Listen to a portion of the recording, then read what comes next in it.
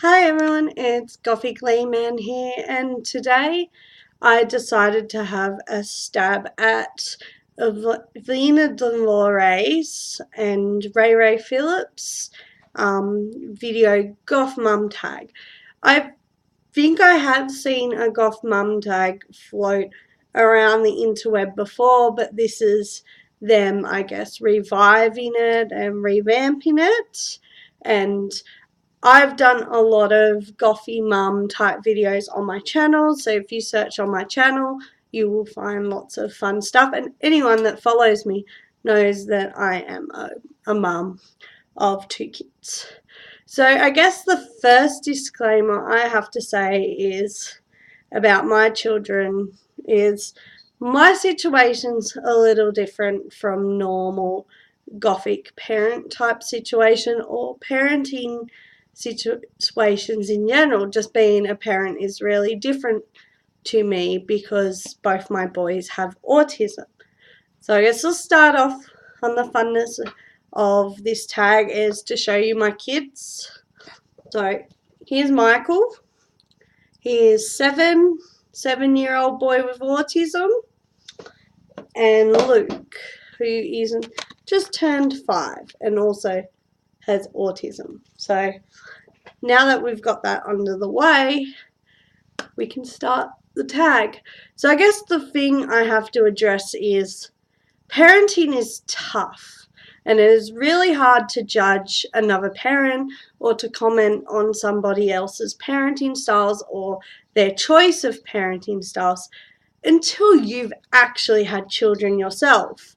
It's one of those things that it is a very rewarding experience for you, but also the hardest job of your life because you are raising people.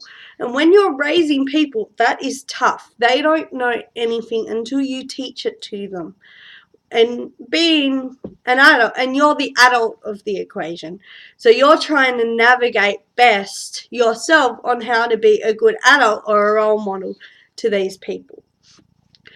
So her tag, it consists of 10 questions.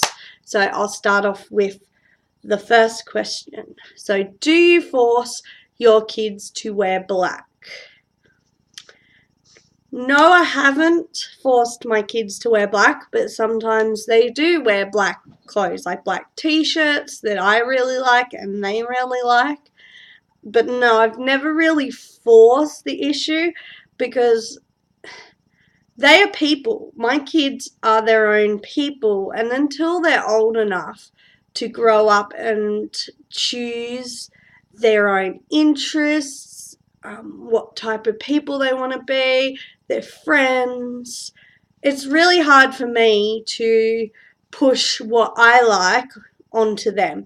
And I guess in the sense, I'm not a traditional Gothic couple. My partner is not goth at all. He'll listen to some very heavy type music, but he's not a metalhead at all.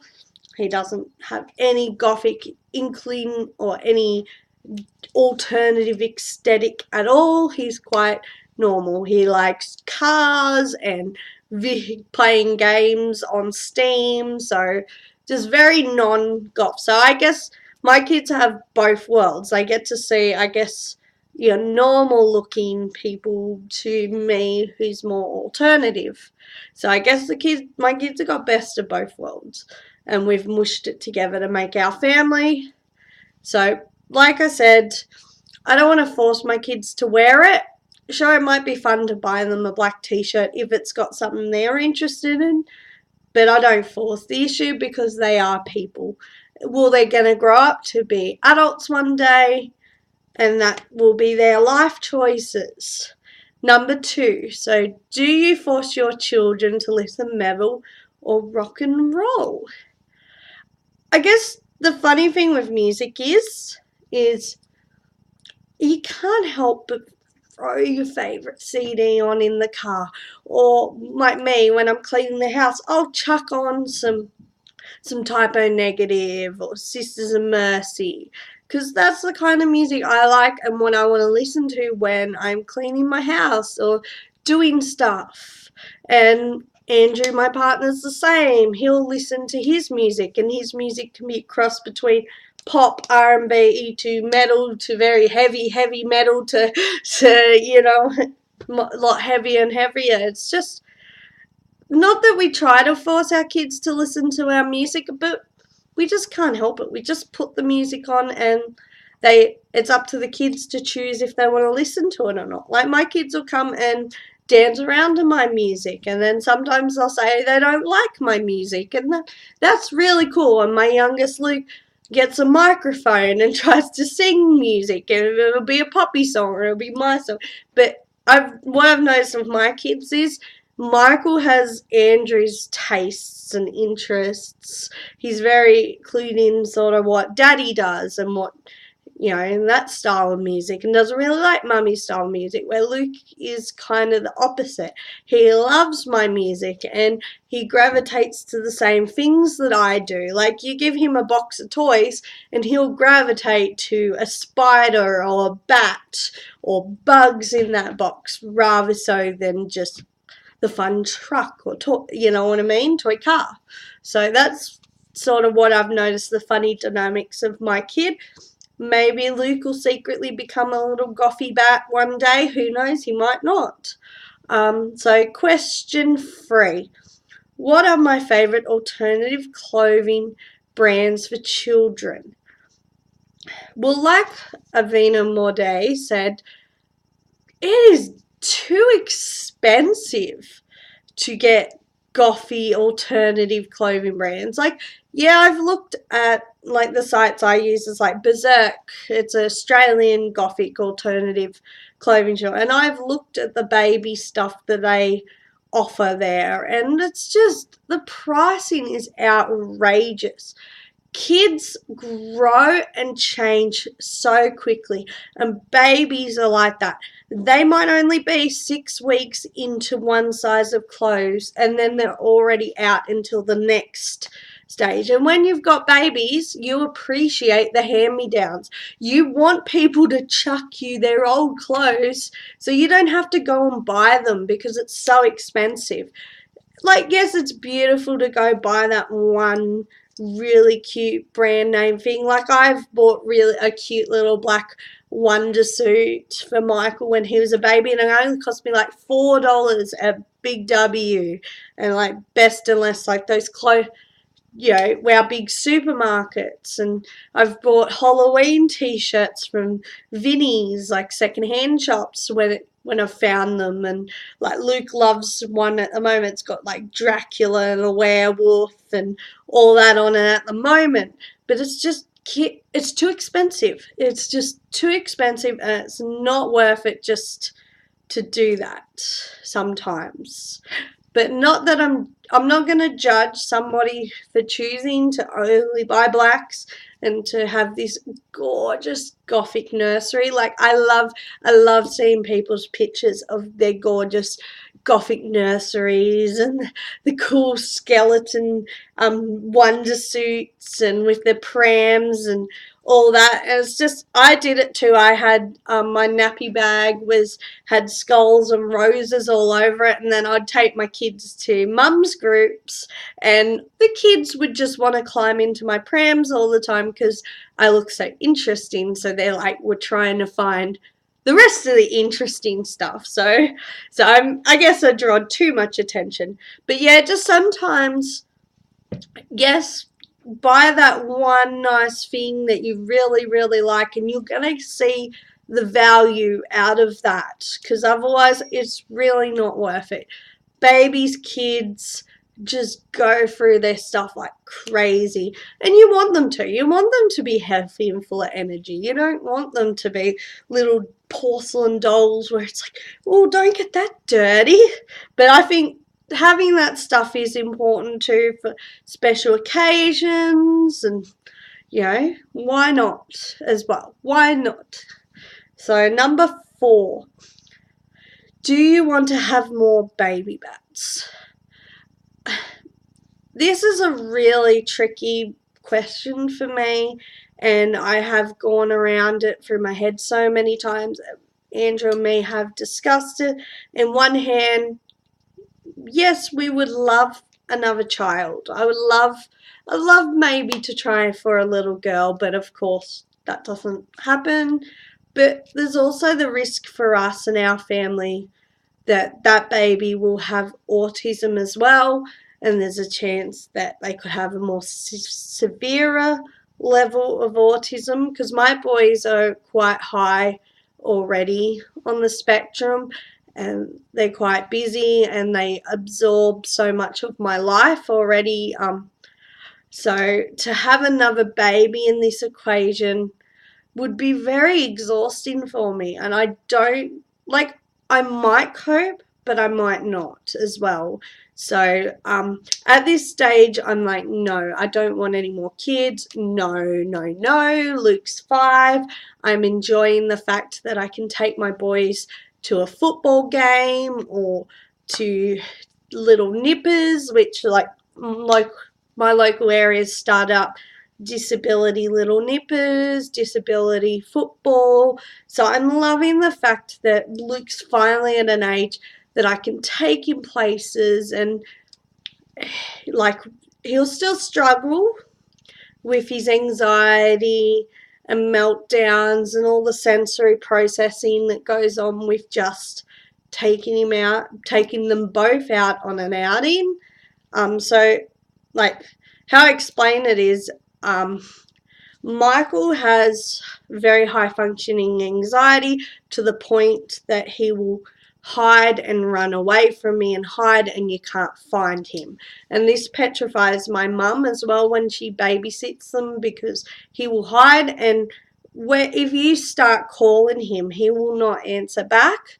And then if you get a bit more of a different tone to your voice, like when you get stressed or worried or scared or angry, the moment you start changing your tone of voice, Michael shuts down, and then it makes it harder to find him then, because he goes numb and his mind shuts off. So I always have that risk where I've always got to sort of be careful of Michael's body language, of when he's going to go.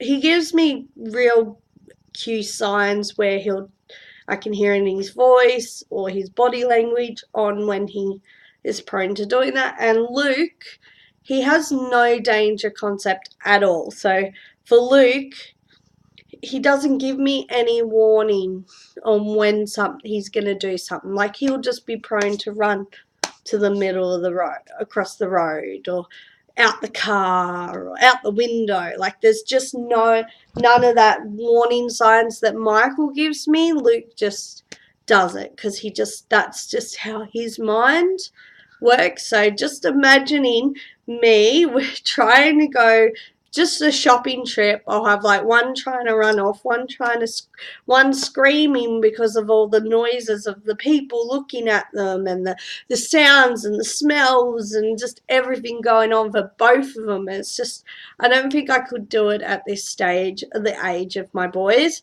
Maybe when they're older, I just don't know. But at this stage, the decision not to have another child is probably for my well-being as well as a mum. So do you have any? Okay, so number 5 is, have you or have your children ever experienced any negativity during the way that you dress? To be honest, I've had both. I've had positivity and negativity. I've had situations where I've had Michael in the papoose, and I've had my big Doc Marten boots on, and I've had people literally say, "Oh my God, there's a baby there."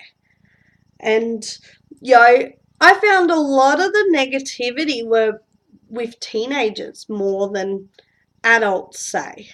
Because teenagers seem to have that chip on the shoulder, or the ones that you can see are slightly alternative, or maybe Gothic inkling, but it's just changing. I've noticed they would have a funny opinion of me, because I'm such a young parent, and especially I was only 21 and still pregnant with Michael. So I'm quite a young parent, and so I noticed that with a lot of the teenagers I would see around.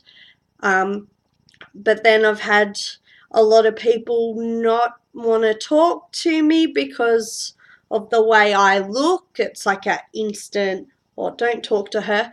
But then I'm so friendly and over the top, and I confront people first, that sort of people eventually go, oh, she's really nice and she's friendly. But I've found a lot of negativity I've had has been online.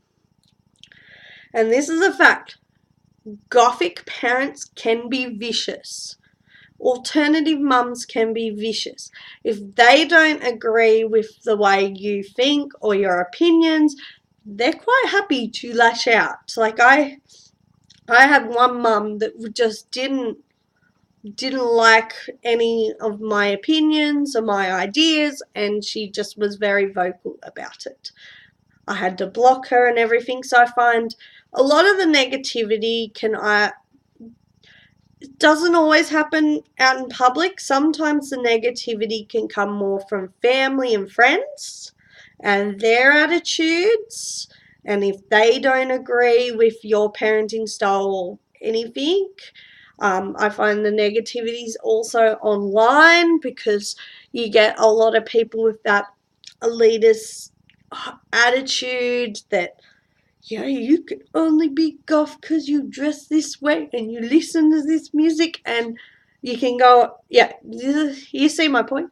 It can be quite frustrating because, like I said, until you're an actual parent and you're up all night breastfeeding, changing nappies, I'm sorry, you don't always want to wear that elegant Gothic dress when you've got a sick child or you're dealing with that. So it's just that negativity is because the Gothic subculture is very fashion. Some people put fashion quite high up on a pedestal, when sometimes as a mum it's just okay to wear a plain black t-shirt and plain black leggings or comfy pants, and not have the face done up and the hair teased. You know what I mean?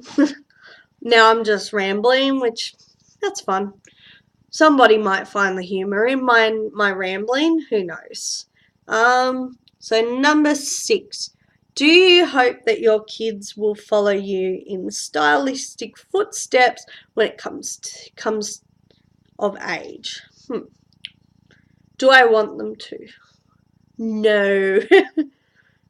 Because I want them to make their own choices. I want my kids to be their own people and have their own hopes and dreams. Like, you know, I don't want clone carbon copies of, myself. I want them to push me and test me and become their own people. So no. But then I won't judge. Like, I won't deny them if one of my kids goes, they want to be goth or alternative. I'm not going to stop them. I think the fun thing about me being proudly a goth alternative person or gothic inclined is I hope that I'm showing the kids that it's okay to be an individual and to be unique. So, number 7, to quote Eric Draven from Crow, "Mother is the name of God on the lips of hearts of all children. Do you think it's important to be a positive, strong role model for children?" Well, like I said before, I do want to hopefully show that it's okay to be an individual and to be yourself. So maybe, hopefully, I am being a role model for my kids. With their disability, it comes with its own battles, that they're not always gonna see what I do as being a role model to them because their brain's wired differently, and that's okay too. I'm just hoping that I think every parent wants to be the best they can be for their kids and be that role model for their kids. But then it's okay to be crazy too. It's okay to have a messy house, and it's okay to just show your emotions sometimes and show that you're not coping with it too, because they're all going to learn from that. So I think you're going to be a role model for your kids regardless of if you try to be one or not. So number 8, sorry, my question down here. What do your children think about the way you dress? Well, my kids say I'm quite beautiful. And that is true. They've said I'm quite beautiful. So they've never really commented or said that they've never liked the way that I look. When they were babies, it's quite funny when I'd wear makeup and then not wear makeup, and the touch in the face, like, where'd the makeup go? Like, so that was quite funny. But yeah, no, my kids have never commented, but then they're 7 and 5, so they might have a different opinion when they're 10, 13, and they might verbalize it. But for now, they think I look pretty. So, and all the girls, because I dropped Luke off at preschool because he's not quite at normal primary school level yet. The little girls at preschool just think I look like this dark queen, and they just love it. So I mean, a lot of the time the kids just embrace me as I am. So number 9. Have your children ever felt, or do you ever feel like you're embarrassing your kids? So this one again, my kids can't even comprehend what embarrassed means until I have taught it with them. So, because my kids with their autism, sometimes when they're in a meltdown, I'm sitting on the floor of a shopping centre, holding Luke in a pressure hug and rocking him to calm him down. And Luke also needs his feet grabbed to calm down. So for me, I can't afford to be embarrassed around my kids, and my kids can't afford to be embarrassed around me, because life is pretty scary for them, and life is such a different experience for them because how their brain's wired. So people's judgments, it really doesn't matter. When my kid's having a meltdown, the most important thing is to calm them down and for them to be safe in that moment, and to not run away from me, and to not because sensory processing is so hard. It's either sensitive, oversensitive, undersensitive to taste, sight, sounds, everything that we take for granted when just doing like on an everyday basis is so much harder for them. So embarrassment just doesn't happen to me because it can't happen, and it can't happen for my kids as well. And I'm sure they will learn what embarrassing means or what it feels like, but when they're ready to process and understand what that is, and hopefully like it'll become more manageable. I'm getting pins and needles. Fun. Okay, so last question of the tag. Thank you for anyone that's still here to number 10 of question, because my video is quite long at the moment. As a goth mum or mother in the subculture community, can you offer any advice to other mothers out there? So my advice is, I did another video on this one about keeping your identity as a parent, and I think that's the most important thing I can offer. Is it is very hard to keep your identity as a Gothic person and be a parent, because when you're a parent, your life becomes a bit more public in a way that you didn't realize from other mothers and their opinions on how to parent. And it can be as simple as how to warm a bottle up, or should you have a dummy or no dummy? Should you use a cloth nappy to diapers? Should you do this? There's always going to be other people, goth or non-goth, that'll have opinions on how you parent.